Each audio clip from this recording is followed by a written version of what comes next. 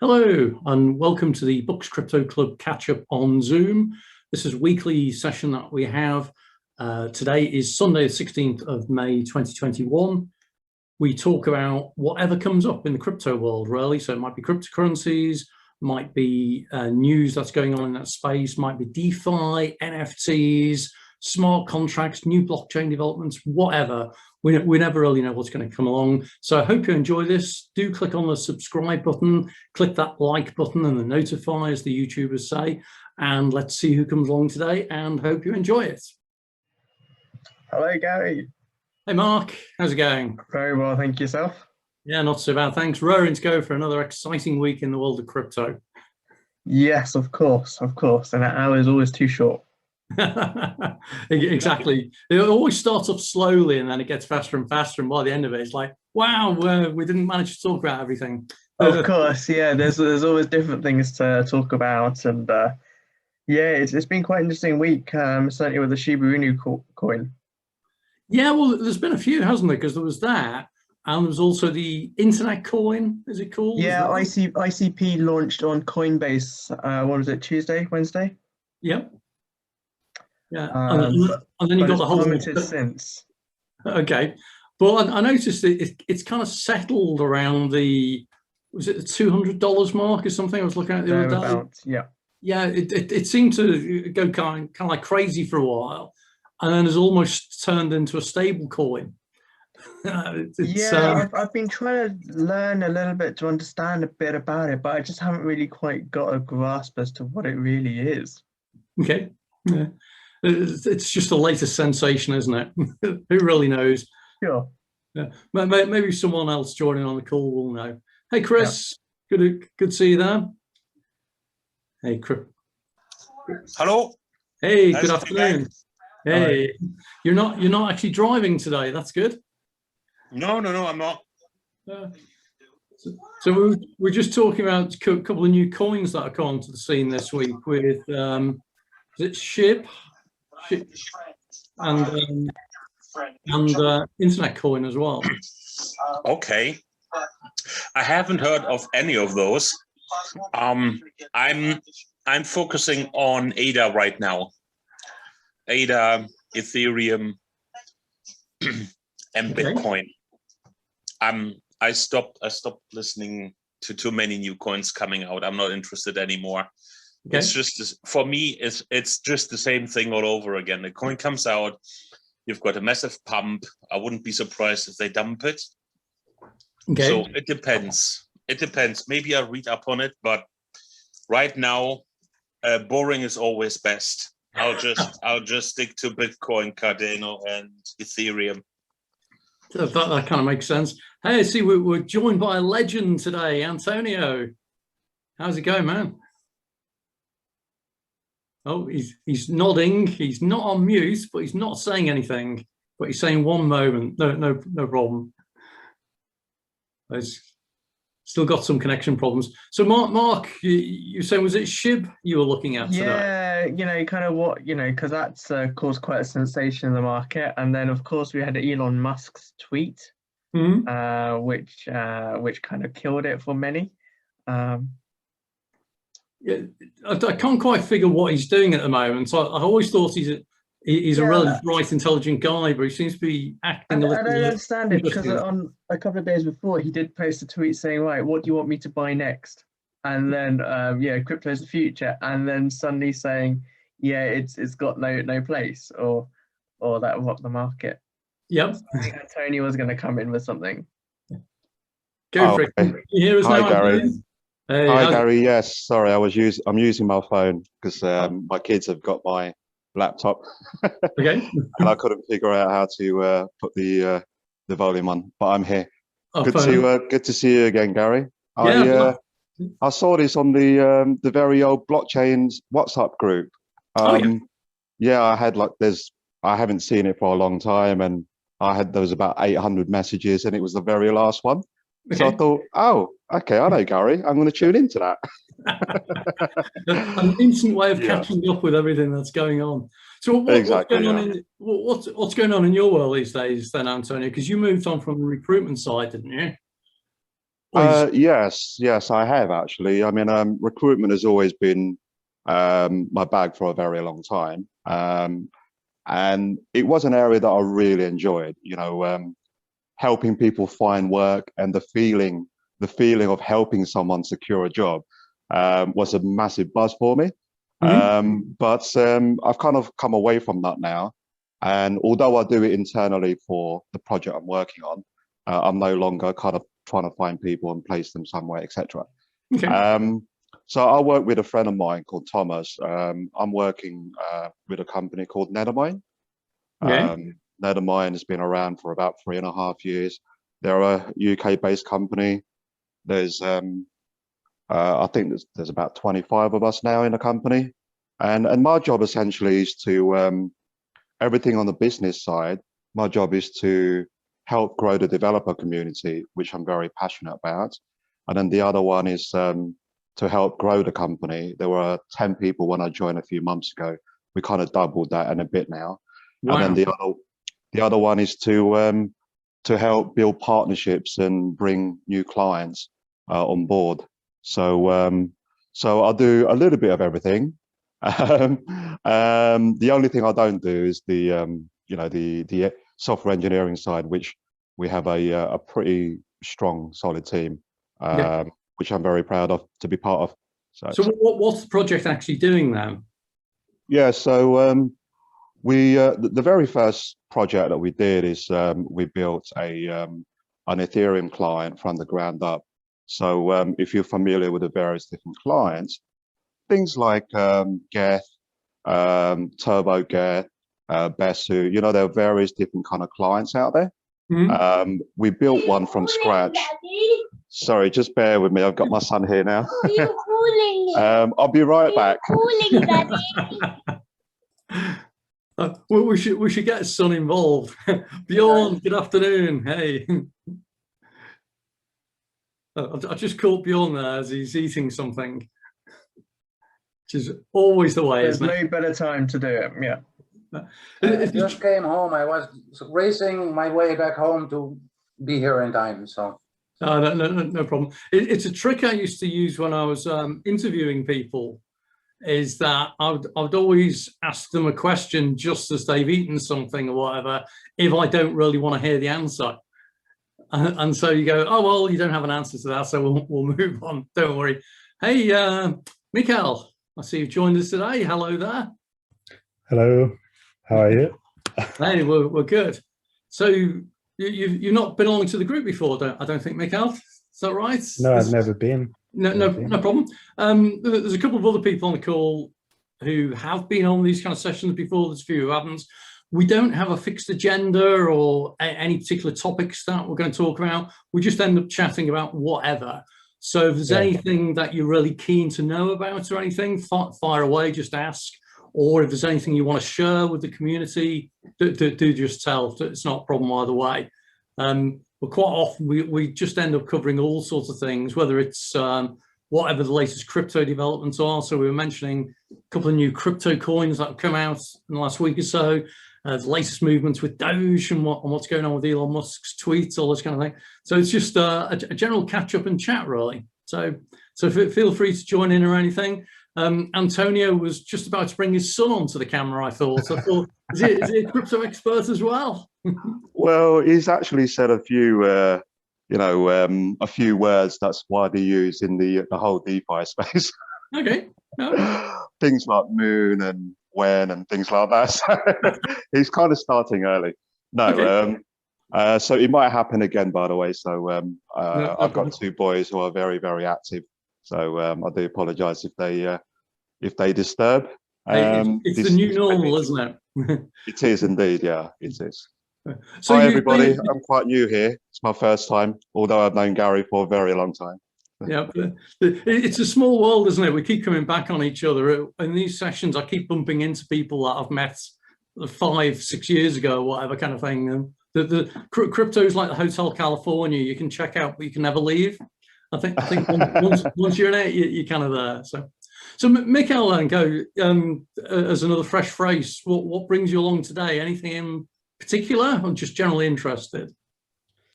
Yeah, I've been in crypto for a while. Just doing it on my own, really. So yeah, it would be nice to talk to people about it, really. Whereabouts are you based? In London. Ah, okay. Yeah. This is the great thing about Zoom these days. You never really know where people are calling from. So this group was originally set up in Marlow in Buckinghamshire. Hence, it's called the Bucks Crypto Club. And with COVID kicking in and everything, we used Zoom. So we ended up with people, from Aylesbury, Maidenhead, then Scotland, Wales. We've got Bjorn out in the Netherlands. So we never really know where anyone is anymore. So it's all good fun.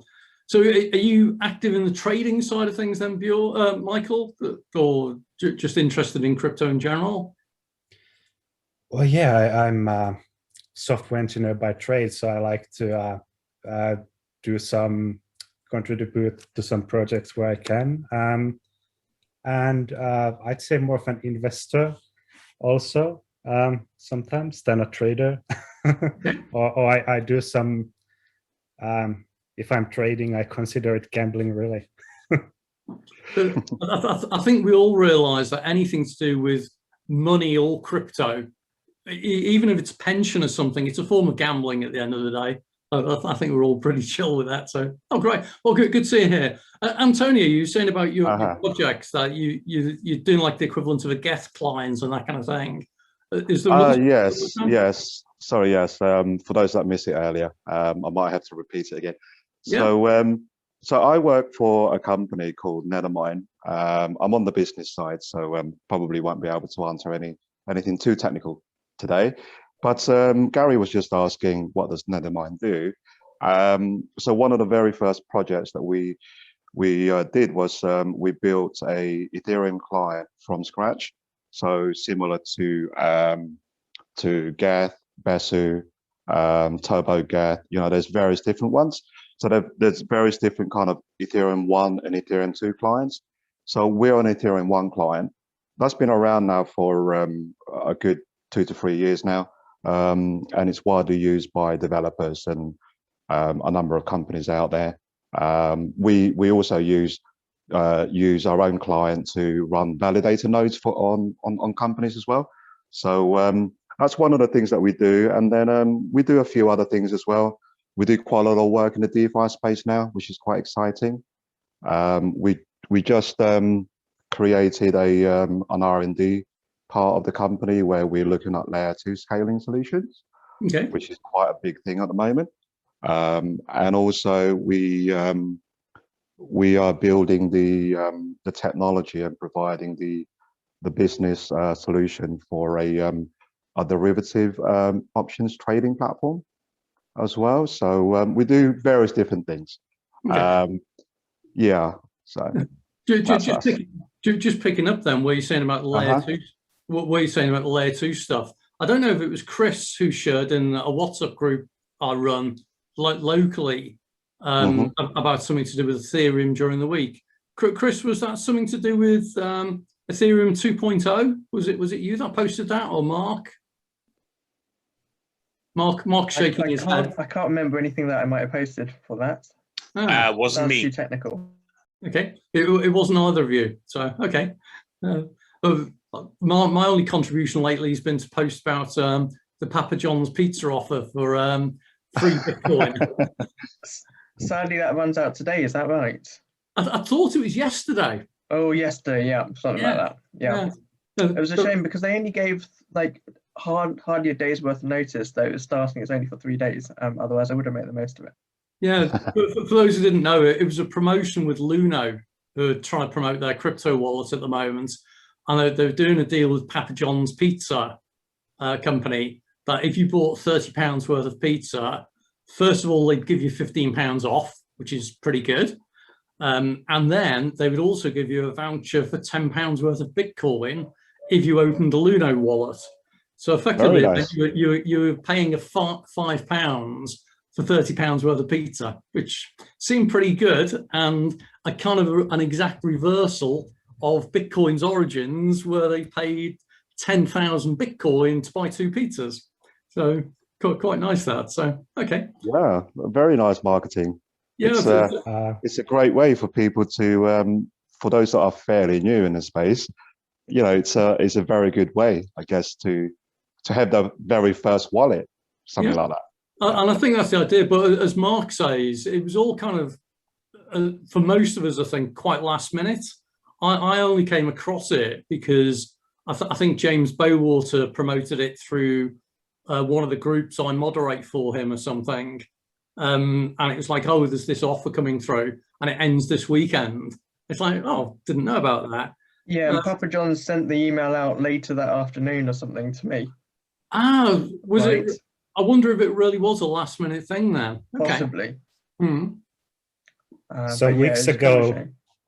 Some weeks ago, I saw Luno ad on a bus that said like, if you see Bitcoin on a bus, it's time to buy. Yeah.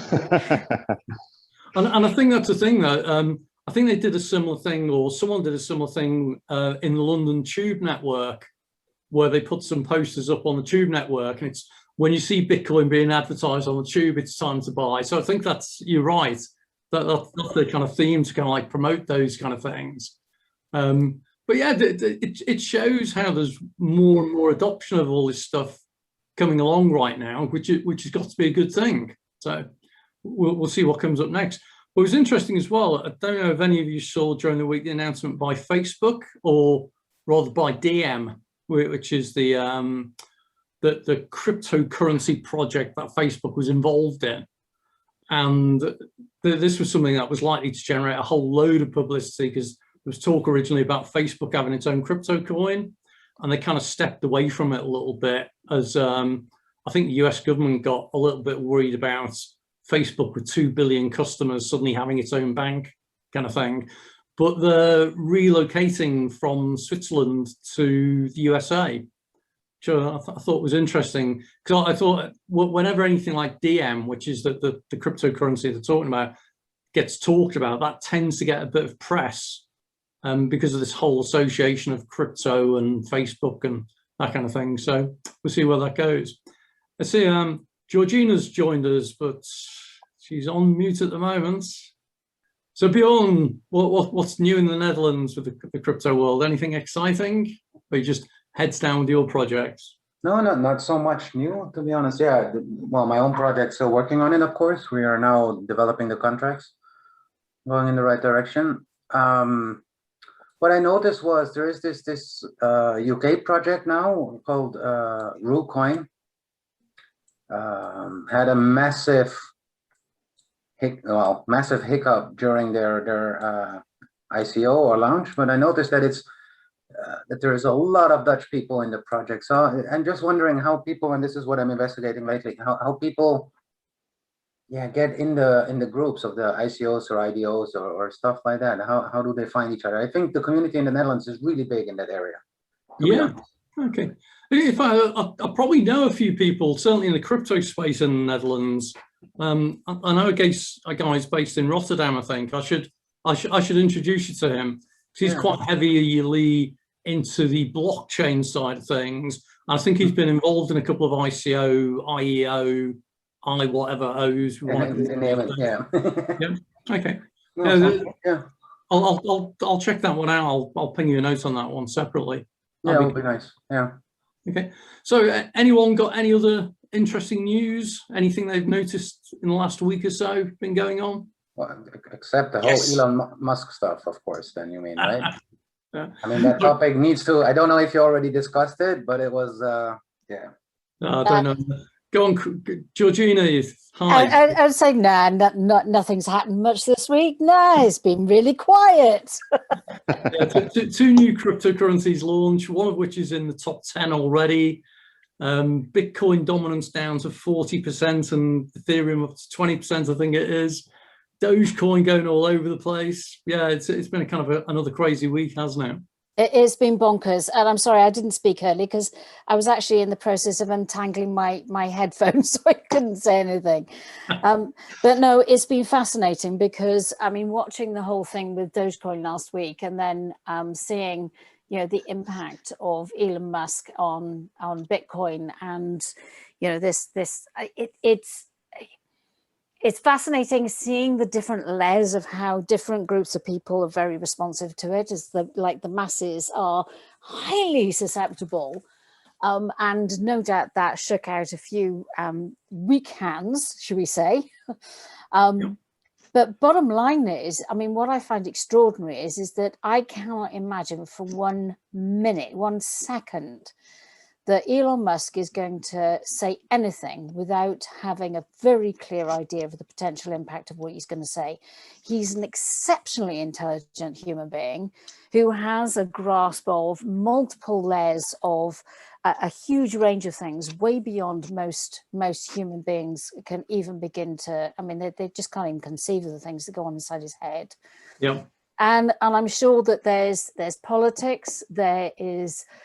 There's going to be financial regulation. The SEC have been, pointing their finger at Tesla, etc. In terms of we're going to keep an eye on you with their Bitcoin investments, and I'm sure that his tweets were purely political. There is a lot of speculation in that he's a bit like John McAfee was, in that it's a pump and dump. I don't think he'd be that stupid, because I think he's a rebel, but I don't think he's the same kind of rebel that John McAfee has been. And of course, John McAfee has ended up in jail over, I mean, I don't know what the state is in terms of how, last time I read anything, that there was an extradition order out on him, but I don't know, I haven't followed it to find out whether he actually ended up in jail or not. But, it's pretty serious stuff. And it with the speculation, it really has brought out the doom mongers, the people who are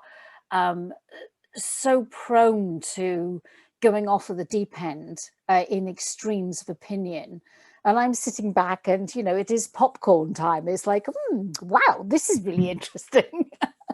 And, it's like, okay, now's the time to sell. Now's the time to buy. And it's been a fantastic learning curve, and actually just recognizing how the signals have changed, because, oh my God, with the mass market adoption, the impact on the different markets and people like Elon Musk has shifted considerably to when I first started witnessing it back in 2016.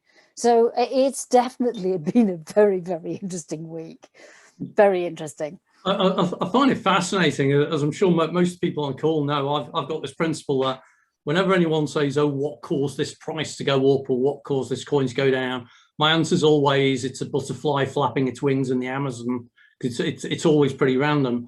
But Elon Musk, anything he does or says, there definitely is a correlation with crypto prices and that. And it has been quite bizarre, because I'm like you, I think he's an incredibly intelligent person. I went to a talk he gave in London a few years back when he was starting up SpaceX.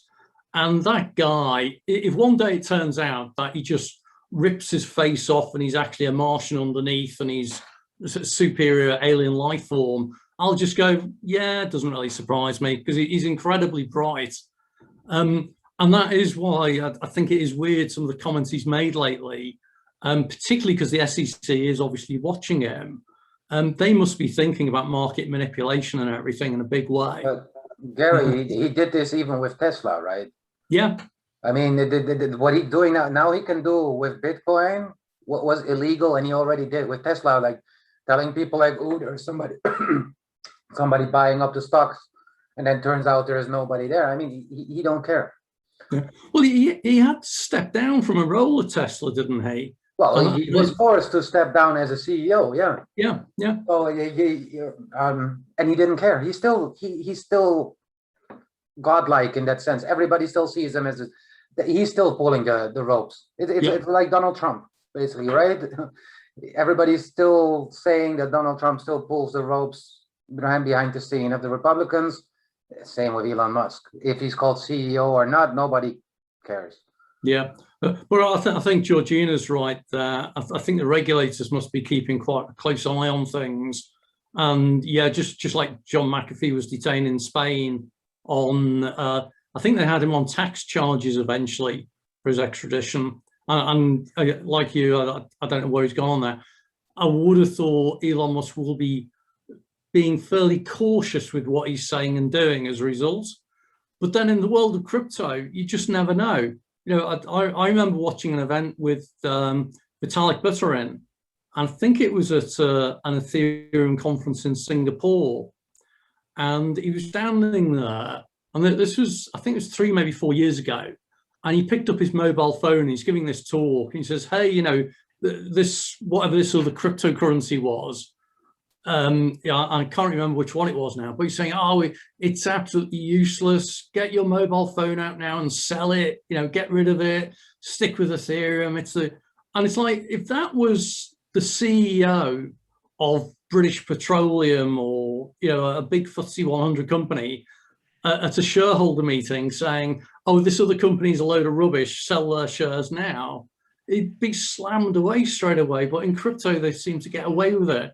So I don't know where that's going. I guess it's where the market is at the moment, and you know, everything seems to be growing, and the type of buyers that we have around, where social media influencers, they are driving a lot of things. You know, no longer is it kind of those who kind of really understand the market, know which way it's going. It's whoever shouts the loudest really gets heard. And I think you're right as well with the market, and this is the interesting thing as it grows, as more people come into it. But this is why I've always said in crypto, there's no such thing as fundamental analysis, because there are no fundamentals behind the crypto from the way you look at it from shares. But technical analysis works, because technical analysis tells you what everyone else is doing in the market, and they're all using the same stuff. They're all using the same charts. They're all looking at Elliott waves and Fibonacci analysis now. And so actually technical analysis works in crypto simply as a way of predicting what everyone else is going to do. And so it kind of works on that. So Georgina, you're going to say on. I was going to say to a point, because it's like with watching Doge, it was, there's an element of predicting what other people are going to do, but that the Elliott wave, the Fibonacci sequence, none of them could have predicted the massive dump that happened when Elon Musk actually essentially said that it was a hustle on a national American television that was, for the first time, was being streamed around the world. You know, so you can't necessarily predict that. So I think, I mean, for me, I think you have to take technical analysis, which is definitely something that has a part to play.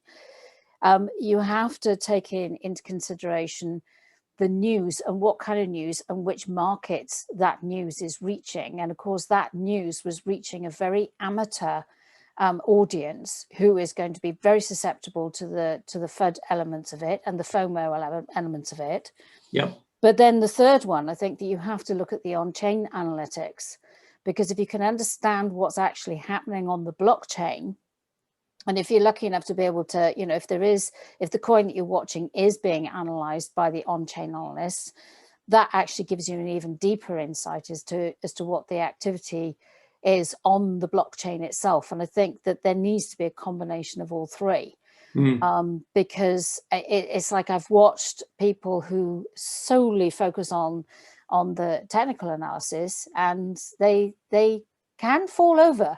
they can come a cropper quite nicely. But then sometimes they spot things that that you wouldn't necessarily spot it otherwise. So, but it's, yeah, I would say definitely technical analysis, but only but to a point. Yeah.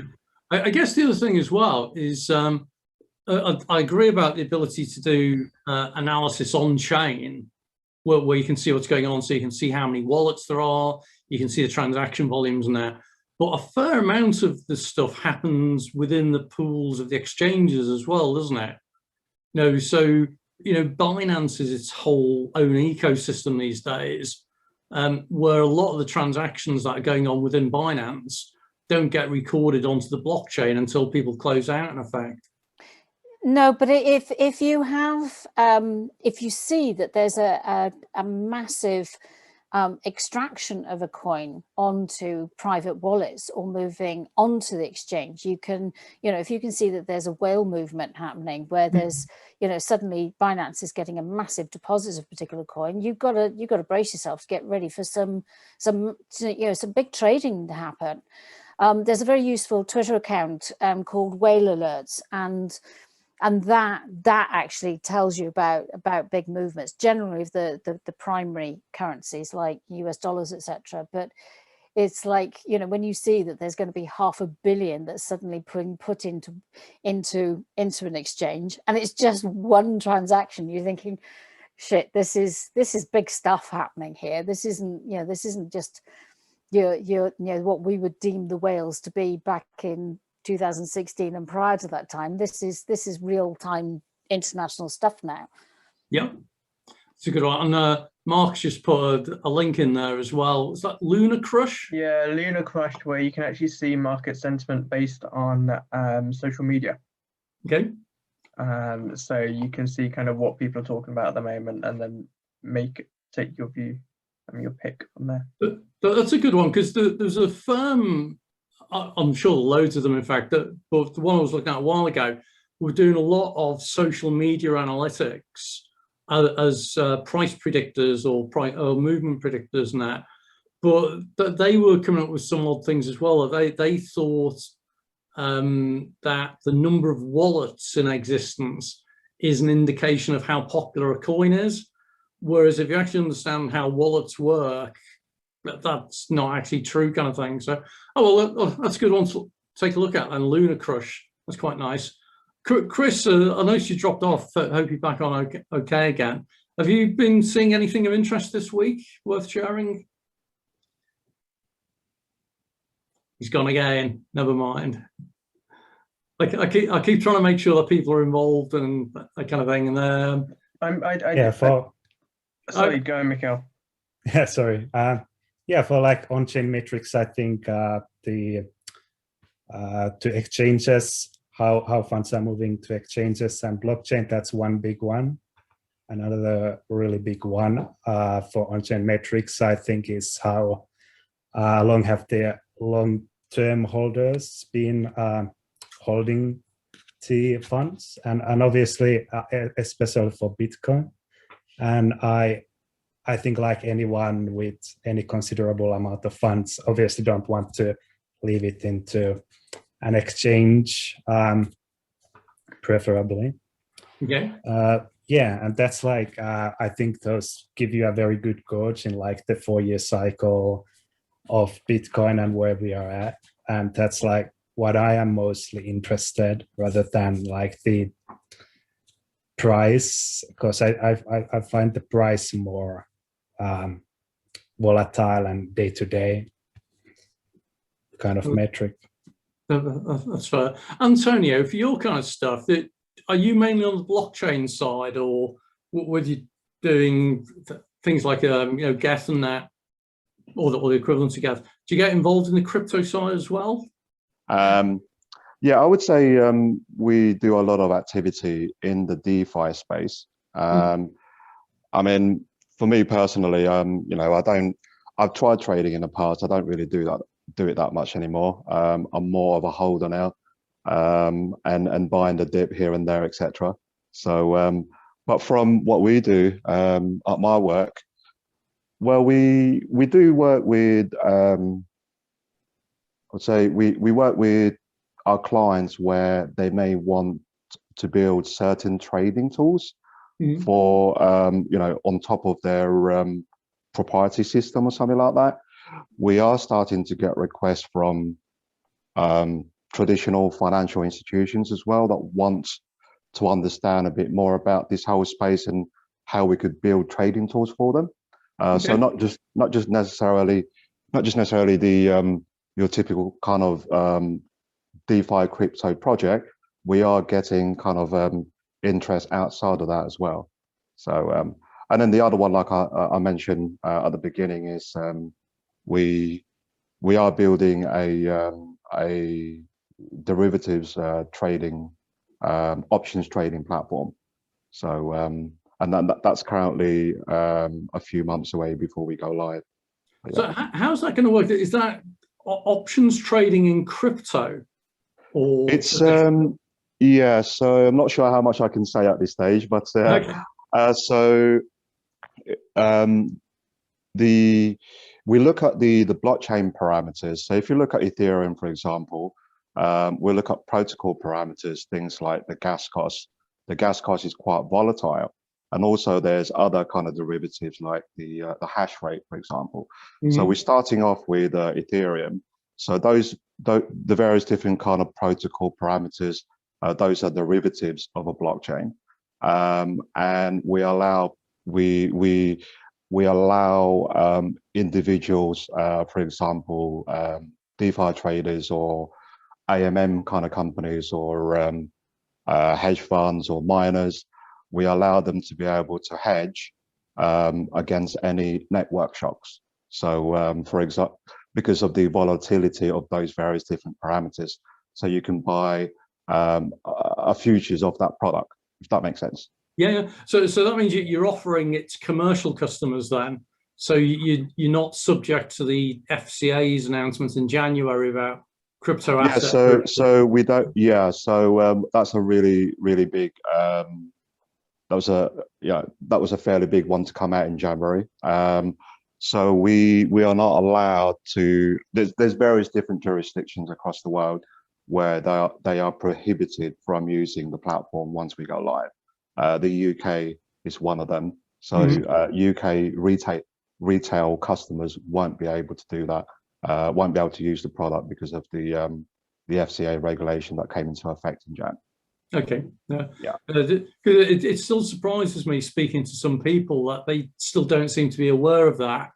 And I know a couple of people who said, "Oh yeah, we're doing this derivative thing on crypto." And it's like, you realise you can't sell that to UK customers, or on the retail side anyway, you can't. So okay. There's a lot of people out there who's not really aware of that. You're right. Yep. And it's the whole thing that even because you don't know about it, doesn't mean it's not illegal. Exactly.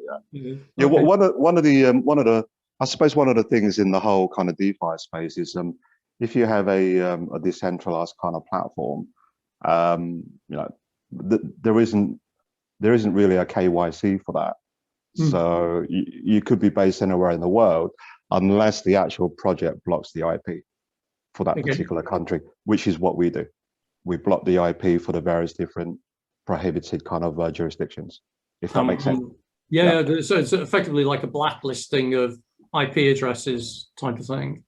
Yeah. Or countries or whatever. Okay, that's cool. So in terms of DeFi, because that's a really hot topic these days, how are you finding the traditional firms are beginning to understand what DeFi is and what it can do? Are they just generally just interested, or do they actually understand it yet? I think there's certainly a lot of interest, and I think they are in that kind of learning curve as to how they could build solutions, whether it's a trading kind of platform they want to build, or whether they want to get into the whole crypto sphere, or whether they're trying to use blockchain as a solution within a bank. There's a lot of projects going on everywhere. I still think it's still fairly early stage in their discovery in this space. I mean, that's my kind of gut feel at the moment. Yeah, that's fair. Okay, cool. Chris, I wanted to pick up on you saying about Cardano before, because that seems to be going up quite smoothly at the moment. Are you watching what's going on with the project and any recent announcements on that? No, not really. I've just reshuffled a little bit of my portfolio into Cardano at the moment because I like how they build it up from the ground up. Okay. But I haven't dug into the white papers yet or into the next stage. I just didn't want to waste my time on new coins again. I've been on CoinMarketCap so many times. I'll dig into this, but I found an interesting video about the difference for, what was it called, Polkadot and Cardano, and the different philosophies. So Yeah, no, I've chosen my side. I'll stick with Cardano. I'll dig into it a little bit more. Yeah. I'm not a programmer or super efficient with that, but yeah, I'll have a look what the project is. I'm sure Charles Hoskinson has got an update on YouTube as well. Yeah. He seems to be doing a lot of updates on YouTube, but not necessarily about crypto these days. I think he's turning himself into an opinion leader as opposed to a thought leader in some ways. But I was just curious because Cardano was fairly flat for a while. Then in January, the price absolutely rocketed, and it went up. I was just looking at the numbers now. It went up from what is it, 34 cents thereabouts to 95 cents. So it tripled in value in a matter of days, and then it settled for a while, and it's just had another leap as well the last few days, I think. I was kind of curious as to what, if anyone knew what was driving it, because it was fairly stable around 176. It's now at 230 or something. Well, I'll tell you what I think it is. And this is something I would send Elon in a tweet. No, seriously, I think Cardano is the perfect alternative because Elon said that Bitcoin, and I agree with him, the impact right now, unless you use hydropower like in Russia or solar, is not really sustainable at the moment. And I wouldn't be surprised if he looks at Cardano and says, well, that's a sound project. You use staking, and if you check Forbes from 3 days ago, they actually say what I said immediately when I saw that Cardano search. I said, Elon announced Bitcoin is not sustainable, which again, I agree with if you don't use sustainable energy. And the first thing that came to mind is Cardano, because it's basically Ethereum 2.0, but literally built from the ground up.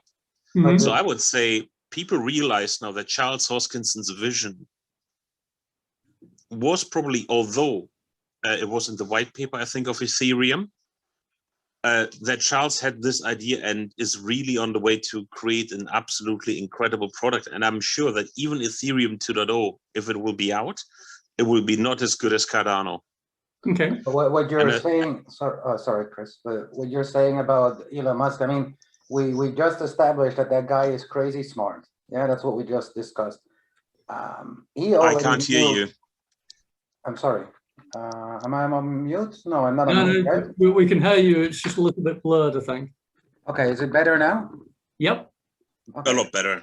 Okay, yeah, I just moved a bit. I'm sorry about that. I said we just established that Elon Musk is a crazy smart guy, right? So this whole argument of what's it called, Bitcoin not being sustainable and bad for the environment. He knew this way before. We knew this 7 years ago or 3 years ago already. Yeah. You cannot tell me that Elon Musk is seriously only now figuring out basically that, hey, wait a minute, Bitcoin is not good for the environment. Right? For me, sorry, this whole thing that he did and switching to what I'm trying to, the point I'm trying to make is he will not switch to Cardano or something else. Right? For him, this was just a massive, I think, a power rush, right? Look how much power I have to move a whole market. B, they made a lot of money. Right, somebody over there really made it. There is now also articles going around and posts going around. Blah blah blah. Something about there was 19,000 BTC moved just before Elon Musk posted that they would not support it anymore. Okay. He did not all of a sudden became to understand that Bitcoin was not energy friendly, and that whole Doge thing that he's pushing it. In all fairness, I think he just likes to play with it. And if there's something, in a few weeks, if he's honest, he said he's gonna yell like, "Look, people, now you see how easy it is to manipulate the crypto market." Right? Oh yeah, of course. But I'll tell you something. In the meantime, I wouldn't be surprised if he says we accept Cardano, and of course he's got the solution for the Bitcoin problem, and we all know what it is. Okay, no, enlighten me. Use something else. What is Tesla famous for? Batteries. Yeah. Exactly. And what does Elon try to push into the market for the home user?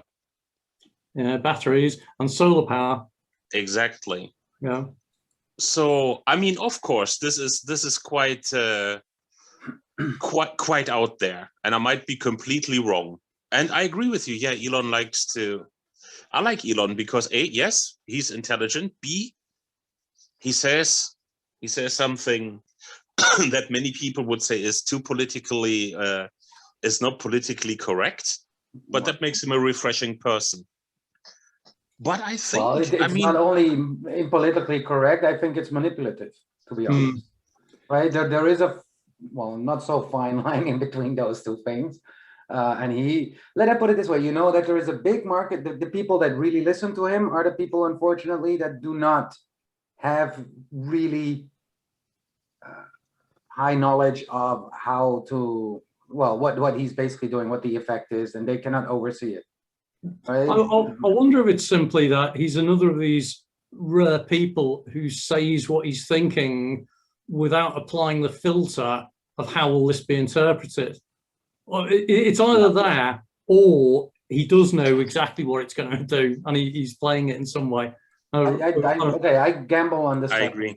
Right, that he does know what the impact is of something like what he's doing. Georgina, you're going to add something? Yeah, I think he knows exactly what he's doing. I think that there may be an element of, you know, saying things off the cuff, but I think that his mind works so quickly that he's got a damn good idea of what the impact is. There's a very interesting podcast that I started listening to. It's about 2.5 hours long. And it's like when he's talking about artificial intelligence, you know, he told everybody, don't do it, slow it down, because it's really, you know, you're straying into dangerous territory, because he could see the multiple layers of impact way down the line that a lot of people couldn't even contemplate. And then there was another article that I came across that he's actually been in conversation with Doge since 2019. So his interest in Doge is not a flippant, casual, passing interest. This is a long-standing interest, and you know they have rejected because he offered them investment. They evidently rejected that investment, as they have done from a few other people. So the question that I began to ask myself was, if he has had a long-term interest in Doge, what is it that he's seeing? What's the bigger picture? And is he genuinely seeing that ironic outcome that the joke coin becomes the serious coin, that it becomes the main currency? What I read somewhere or heard somewhere is that DogeCoin, for example, is really quick in transactions and stuff like that, right? It's a pretty solid network, to be honest, on a technical level, as far as I know. Yeah, and you know, I really, and this is what I've said before, is I think that when it's described as a joke coin, I think it's seriously underselling itself, because it wouldn't have been able to withstand the pressures of the massive frenzy of buying and selling without the backup of having a fantastic network of miners to be able to facilitate that.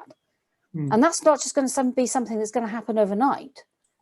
But isn't there something, someone did some analysis on Doge Network about how many wallets own the majority of the coin? And I'm sure it was under 200 wallets own 50% of the coin, or something of that order of magnitude anyway, which is quite concerning. That is, yeah, I didn't know that. No. I need to go and check back. Again, I was reading something during the week, and it was just someone had done some research, and they were looking at how many wallets there were and what the volumes were that were in them and that. And it's just something to watch out for, really. So keep an eye on it. Yeah. So anything else happening this week then? We've got about 10 minutes left. Anyone seen any other interesting stuff in the news apart from Elon Musk? I haven't been following so much, quite busy actually. So I'm still curious about what this internet coin is that appeared from nowhere and is now at, I think it's number 8 in terms of volume or market cap. In fact, no, it's dropped down to number 9, Internet Computer, ICP, at $241. And it wasn't anywhere a couple of weeks ago. It just suddenly shot off, and I just wondered if anyone was aware of it, if anyone was tracking it in any way.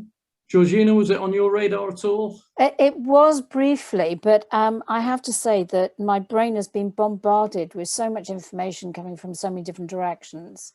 I've joined a new group, and my brain has been stretched beyond beyond recognition with learning the different things that they've been talking about, including things like staking, farming, and pools, and cake swap, and just the way that you know, the exchanges, which they're actually fairly two-dimensional compared to these token swapping platforms, you know, the decentralized finance. And I still can't quite get my head fully wrapped around what it actually is doing. So there's an awful lot of, you know, not just the current stuff that's been coming in, but just trying to understand these different ways of actually making coins work for you, and how they work in the networks themselves.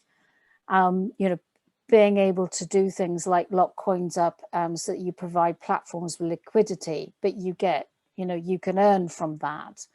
And, you know, I noticed that there was another coin that that I came across, and I'm afraid I haven't got the names or anything yet, that is going into the insurance market, that it's on tap insurance instead of you having, it's probably a bit like what Andreas Antonopoulos was talking about, instead of having like an annual policy, that you have the ability to say, I need car insurance for today. And just using tokens that you just sign in and say, I'm having this car, I'm using it for this time, I'm maybe driving X number of miles, and then I'll be giving it back at such and such a time, and you just get insurance for that period of time. So there's a lot going on in the marketplace. I'm kind of curious about that one, because insurance and blockchain is always my sweet spot. And I was certainly reading something which was a white paper, which was describing what you're saying there as a concept, but I wasn't aware that anyone had actually launched with it in any way. So when I remember where the information is, I'll share it in the group. Cool. That's what I was going to ask. That'd be really useful. That'd be good. Excellent. Because it's always difficult trying to keep up with all the stuff that's going on in this space. And as you say, once you start going into the DeFi space, when people are talking about things like pancake swap and sushi swap and yield farming and all this kind of stuff, yeah, it is just crazy. So what's going on with sushi swap at the moment? Is that still a thing? Does anyone know? I'm pancake swapping. I just started there. I got no clue what I'm doing actually, but it's I don't know. I tell you in a few weeks if I make some profit or not. I got no clue what I'm doing to it. You've got no idea what you're doing, but you've got a Lambo on order. Yeah, on order, yeah. Luckily, it's on hold for like 8 months or something, and I only have to pay by then. So no, but it's the whole IFO. They have initial farm offerings. No clue what it is. Yeah, it's yeah. I don't know where they come up with the names and stuff like that. It's difficult to take them seriously as well when they're, you know, cakes and pancakes and syrup and buns and all the rest of it. I think that's a generation thing, though. You know, they don't want to sound too old now and stuff, but the other hand, sorry. Well, I was going to say, even when you look at something like Polkadot, and Polkadot is built by a team with some heritage in the Ethereum space and some credibility. But even when you look at the Polkadot protocol, and it's got things like Fisherman as one of the ways of it connects between networks and that, and it really is, it's like IPFS. You know, who on earth in their right mind is going to call something interplanetary file system? You know, it's just tech geeks having a load of fun. Yeah. And it just makes it harder for the likes of me when I'm trying to talk to businesses. Yeah. Saying, oh, right, okay, well, what you need to do is, rather than put this this file on a disk drive or in the cloud. You put it on IPFS. Oh, what's IPFS? Well, it's a distributed filing system. Okay, what does IPFS stand for then? Interplanetary file system. Thank you, goodbye. No, but it's very true. Yeah. Personally, I like Mimblewimble, which is like a spell for putting your tongue like in a knot.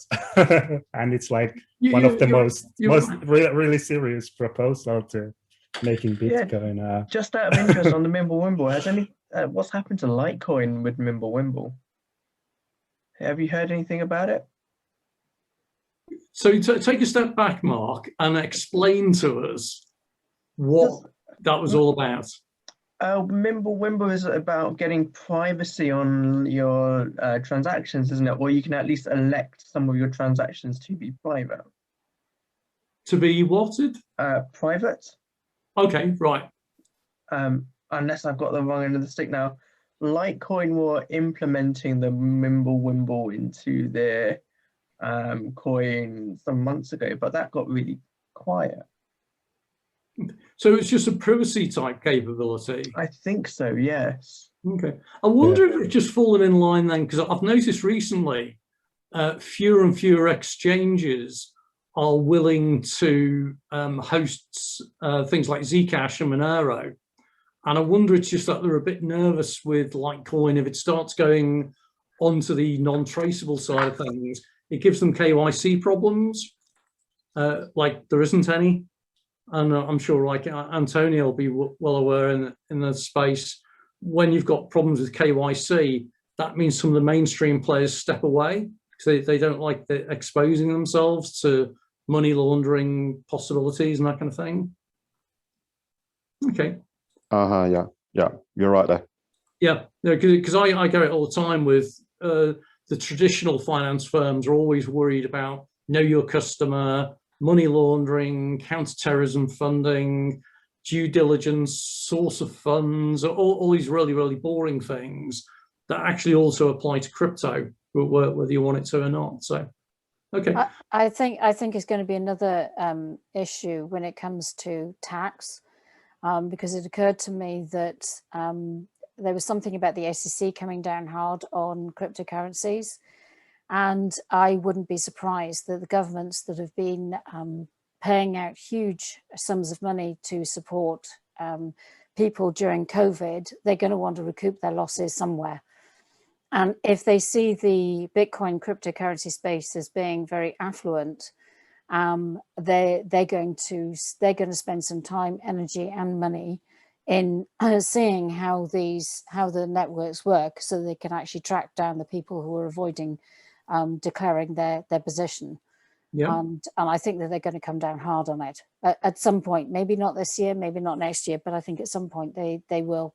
They'll want to be able to latch onto it and reap the rewards of what the whole community's been up to. Yeah, I think you're absolutely right with that. And there's this whole thing that in some of the groups I'm involved in, the number of times people are still saying, oh, how can I avoid paying taxes on my crypto profits? It's like, well, you can't really. Oh. And don't. And why should you? There are ways of doing it, but that doesn't mean that you should do. Because the tax man has a long memory. Well, it's avoiding and evading, and I think that I think that the way that I am approaching it is be consistent, keep it as simple as possible, because they're going to have some time to catch up with how it all works and being able to devise the systems to be able to monitor it anyway. And if you declare a position, that's more likely to not raise any red flags than if you try to hide everything. I think you're right on that. Okay, folks, I've just realised we're out of time. It's 6 o'clock. So time flies when you're enjoying yourself. So I just want to say thank you everyone for coming along today. Hope it was worthwhile. Hope you enjoyed it. If you want to watch it again, this will be on YouTube later on. So we'll post it on there. And thanks for coming along, and now go and wash your hands and have a good one, folks. Thanks, Everyone, Gary. bye. Thank you so much, everyone. Bye bye. Cheers. Bye bye.